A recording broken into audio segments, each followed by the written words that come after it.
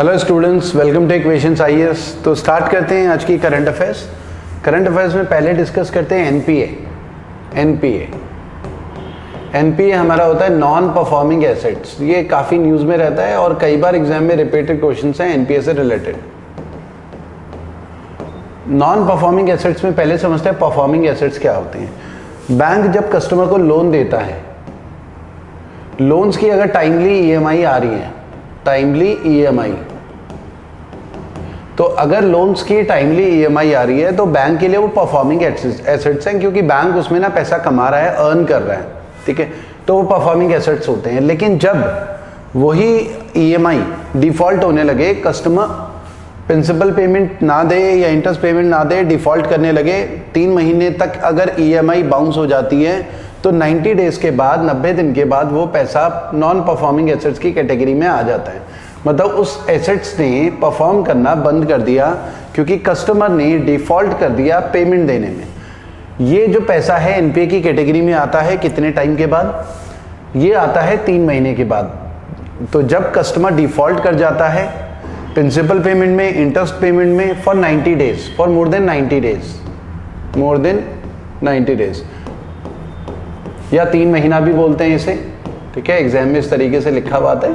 मतलब when customer has defaulted on making payment of interest oblique principal and remains overdue for more than 90 days, 90 दिन से ज़्यादा वो overdue रह जाता है तो वो पैसा एनपीए की कैटेगरी में आ जाता है। इसे हम बैड लोन भी कह सकते हैं, bad loans.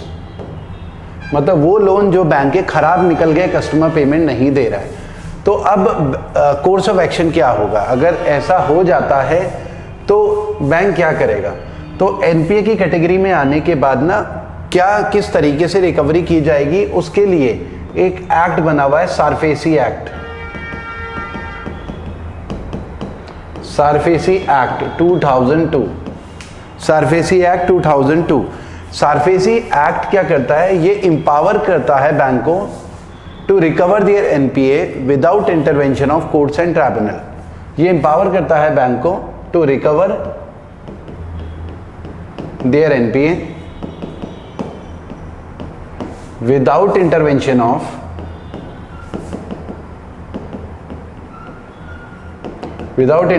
of courts and tribunal। इसका मतलब ये है सिंपल सा कि अगर बैंक ना सारफेसी एक्ट के हिसाब से रिकवरी कर रहा है तो कोर्ट्स और ट्राइब्यूनल इंटरफेयर नहीं करेंगे। ट्राइब्यूनल क्या होते हैं? क्वाशी कोर्ट्स होते हैं। ट्राइब्यूनल जैसे Kaveri water tribunal special type के कोर्ट होते हैं, स्पेशल मैटर के लिए ही उसमें सुनवाई होती है। जैसे डेप्ट रिकवरी ट्राइब्यूनल होता है। डेप्ट रिकवरी ट्राइब्यूनल मतलब लोन की रिकवरी के लिए अलग से ट्राइब्यूनल होता है, ठीक है। तो स्पेशल टाइप के कोर्ट होते हैं, एक स्पेसिफिक मैटर में ही सुनवाई होती है, उसे ट्राइब्यूनल बोलते हैं। तो अगर बैंक सारफेसी एक्ट के हिसाब से रिकवरी कर रहा है, मतलब इसमें लिखा हुआ है किस तरीके से रिकवरी करनी है। मतलब ऐसा नहीं कर सकता बैंक की कस्टमर को के पास गया और बोला कि ईएमआई क्यों नहीं दी और उसके साथ मारपीट कर रहे हैं। मारपीट करके इस तरीके से रिकवरी नहीं हो सकती। सारफेसी एक्ट में सब डिफाइन है, इसमें कई चीज़ें डिफाइन है, wilful defaulter, non wilful defaulter, क्योंकि 2 तरीके के डिफॉल्टर हो सकते हैं। एक तो वो डिफॉल्टर होते हैं जिन्होंने लोन लिया ही इसलिए, जिनका मनी नहीं है देने का, उनके पास पैसा है, ठीक है, वो दे सकते हैं लेकिन देना नहीं चाह रहे हैं, तो उसे बोलते हैं विलफुल डिफॉल्टर। जैसे विजय माल्या क्या है? विलफुल डिफॉल्टर है, उससे उसी तरीके से रिकवरी, कोर्ट केस वगैरह वो सब, उसकी प्रॉपर्टी अटैच वगैरह की जाएगी, विलफुल डिफॉल्टर मानेंगे। तो उसे डिक्लेयर किया हुआ है विलफुल डिफॉल्टर, अपनी इच्छा से डिफॉल्ट किया हुआ, दे सकता है लेकिन देना नहीं चाह रहा है। नॉन विलफुल डिफॉल्टर हम उसे बोलते हैं जो मजबूरी में बना है डिफॉल्ट, वो देना तो चाहता है लेकिन बेचारे की फाइनेंशियल कंडीशन खराब है, उसके पास पैसा नहीं है, तो उसे बोलते हैं नॉन विलफुल डिफॉल्टर, ठीक है। तो 2 कैटेगरी में डिवाइड होते हैं। सारफेसी एक्ट में वही सारे प्रोविजंस लिखे गए हैं कि बैंक लोन की रिकवरी किस तरीके से करे, ठीक है। तो ये एम्पावर करता है ये एक्ट बैंक को लोन से रिकवरी के लिए। एक तो ये का न्यूज़ में रहता है, उसके अलावा एक ऑपरेशन ब्रह्मा न्यूज़ में था, ऑपरेशन ब्रह्मा।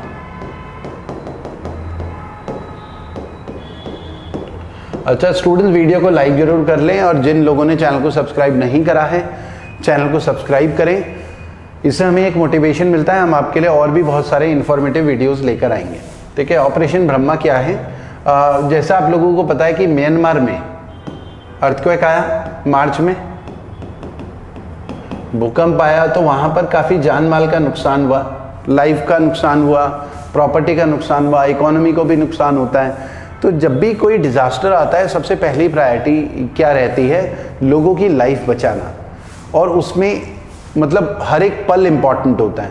तो जैसे ही म्यांमार में अर्थक्वेक आया तो हमने अपनी पूरी team, national disaster response force है हमारी एनडीआरएफ, एक एनडीआरएफ की टीम भेजी है, नेशनल डिज़ास्टर रिस्पांस फोर्स, जो इंडिया में कहीं पर डिज़ास्टर वगैरह आता है तो वहाँ पर ये रिस्पॉन्स करता है ताकि जान माल का नुकसान कम से कम हो, तुरंत लोगों को हेल्प वगैरह प्रोवाइड की जा सके। कोई अगर मलबे के नीचे दबा हुआ है तो किस तरीके से टेक्निक होती है, मलबे से कैसे निकालना है, क्या करना है, दवाइयाँ और पानी पहुँचाना है, तो ये सारी चीज़ें लिखी रहती, इनका मतलब ट्रेनिंग का पार्ट होता है एनडीआरएफ का। तो पूरी एक टीम भेजी थी एनडीआरएफ की 80 लोगों की, और एड वगैरह उसमें दवाइयाँ भी भेजी थी, उसमें दवाइयों के अलावा फूड वगैरह, अदर एसेंशियल आइटम्स वगैरह, वो कई चीज़ें वहाँ पर भेजी गई थी अंडर ऑपरेशन ब्रह्मा।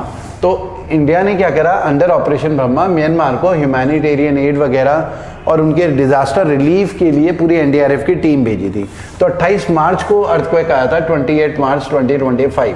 तो ये ऑपरेशन ब्रह्मा तब न्यूज़ में था, ठीक है। उसके अलावा Majuli river island,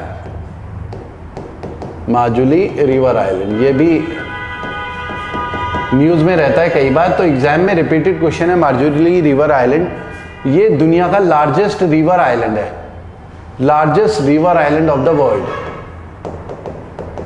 largest river island of the world, island of the world. तो दुनिया का सबसे बड़ा रिवर आइलैंड है, और ये किस में है, ये ब्रह्मपुत्रा रिवर में है, ब्रह्मपुत्रा रिवर, ब्रह्मपुत्रा रिवर आसाम। तो आसाम में ये पड़ता है माजुली रिवर आइलैंड, ये आपको ध्यान रखना है, और कई बार एग्जाम में रिपीटेड क्वेश्चंस हैं। ब्रह्मपुत्रा रिवर में ये पड़ता है, और एक सुबनसिरी रिवर भी है, सुबनसिरी रिवर, वहाँ पर वो भी ब्रह्मपुत्रा रिवर से मिलती है, उसकी ट्रिब्यूटरी है सुबनसिरी रिवर।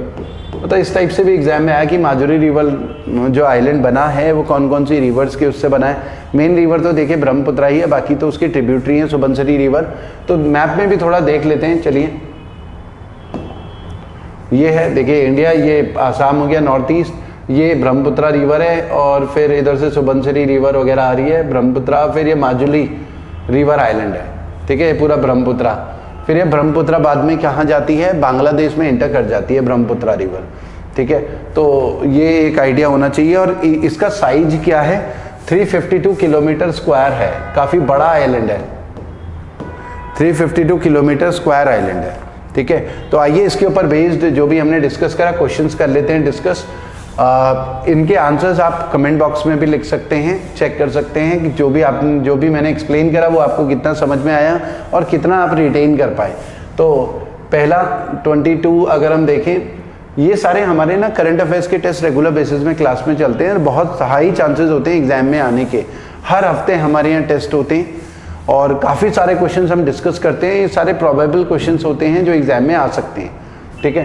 तो इसमें अभी हमने बात करी सारफेसी एक्ट है 2002, जो बैंक को एम्पावर करता है उनका एनपीए रिकवरी के लिए। एनपीए मतलब बैड लोन, जब कस्टमर ने डिफॉल्ट कर दिया और लोन पेमेंट में। तो सी हमारा आंसर हो जाता है। What is the name of operation recently launched by India in response to 20 operation Brahma. तो बी हमारा आंसर है इसका, ठीक है। माजुली रिवर आइलैंड अभी हमने डिस्कस करा। Majuli river island which was seen in news, located in which state, तो ये आसाम में है, ठीक है। बहुत सिंपल से क्वेश्चन है, एक बार आप इसको थोड़ा समझ लेंगे, नोट्स वगैरह बना लेंगे, तो इनका रिवीजन करना होता है। एग्जाम में बहुत हाई चांसेस होते हैं इन क्वेश्चंस के आने के, ठीक है। आइए आगे बढ़ते हैं। गार में आते हैं। गार ये न्यूज़ में रहता है। गार इसकी फुल फॉर्म है general anti avoidance rule. General anti avoidance rule, ये क्या होता है जनरल एंटी अवॉइडेंस रूल? ये ना 2012 में सरकार ने ना इंट्रोड्यूस करा था। इसमें क्या था कि जो लोग ना टैक्स को अवॉइड करते हैं, टैक्स अवॉइड मतलब कई जो एमएनसीज होते हैं, मल्टीनेशनल कंपनीज, वो क्या करती हैं, टैक्स ट्रीटीज कई ट्रीटीज साइन करते हैं। बहुत सारी एमएनसीज क्या करती हैं, ट्रीटीज साइन करती हैं। जैसे एक्विजिशन होता है, ठीक है, एक कंपनी दूसरी कंपनी को एक्वायर करती है, मर्ज कर जाती है, तो उससे क्या होता है कि कई बार जो कुछ कंपनी क्या बेनिफिट वाली पोजीशन में होती है, उन्हें कैपिटल गेन होता है, तो वो कैपिटल गेन्स को अवॉइड करने के लिए हमारे यहाँ जो इनकम टैक्स एक्ट है उसके लूप होल्स को समझते हुए कई बार वो ट्रीटी इस तरीके से साइन करते हैं कि इंडिया में उनके ऊपर टैक्स की कोई लायबिलिटी ना बने, मतलब टैक्स को वो अवॉइड कर लेते हैं, ठीक है, कमियों को देखते हुए, ठीक है। तो सर ये गार जो प्रोविजंस हैं ये इनकम टैक्स डिपार्टमेंट को एम्पावर करता है कि वो एमएनसी जो इंडिया में काम कर रही हैं और इंटरनेशनल ट्रीटीज इस तरीके से साइन कर रही है कि इंडिया में उनके बिजनेस से रिलेटेड कि उनके ऊपर टैक्स लायबिलिटी कोई ना बने इनकम टैक्स डिपार्टमेंट के हिसाब से, इनकम टैक्स एक्ट 1961 के हिसाब से, ठीक है। तो गार प्रोविजन इनकम टैक्स डिपार्टमेंट को एम्पावर कर देता है कि ऐसी ट्रीटीज के ऊपर भी टैक्स लगा सके, ठीक है। तो ये टैक्स ब्रेक्स या टैक्स अवॉइड करने वाली जो कंपनीज हैं उनके मुकाबले इनकम टैक्स डिपार्टमेंट को ज़्यादा पावर्स देता है। इसे लागू किया जाना था 1 अप्रैल 2017 से लागू किया गया, 1 अप्रैल 2017 से, लेकिन अभी as such income tax department ने ऐसा कुछ बड़ा कोई स्टेप नहीं लिया है। कई ट्रीटीज़ हैं रडार में तो रहती हैं, लेकिन इसमें बहुत डर यही रहता है कि सरकार अगर ऐसा कुछ करेगी, क्योंकि मल्टीनेशनल कंपनीज हैं, तो कई बार नेगेटिव इम्पैक्ट पड़ जाता है हमारी इकोनॉमी के ऊपर, शेयर मार्केट के ऊपर, इन्वेस्टर्स के सेंटिमेंट्स थोड़े नेगेटिव हो जाते हैं। तो सरकार को इसमें भी फूक के कदम लेना होता है। तो कुछ कंपनीज को नोटिस वगैरह भेजा गया रिसेंटली, क्योंकि गार प्रोविजन तो लागू हो ही चुके हैं 1 अप्रैल 2017 से, तो इस वजह से ये न्यूज़ में था। आपको बस ये ध्यान रखना है, जनरल एंटी अवॉइडेंस रूल है, जो कि एंटी अवॉइडेंस रूल किस चीज़ को अवॉइड करने के लिए, टैक्स को जो अवॉइड करती है ना एमएनसी, ठीक है, वो अवॉइड ना कर पाए, इसमें इनकम टैक्स डिपार्टमेंट को पावर देता है, क्योंकि एमएनसी कानून की कमियों को समझते हुए उसका फ़ायदा उठाने की कोशिश करती है, ठीक है। तो एक तो ये न्यूज़ में है रहता है, ठीक है। उसके अलावा जेनेरिक ड्रग्स,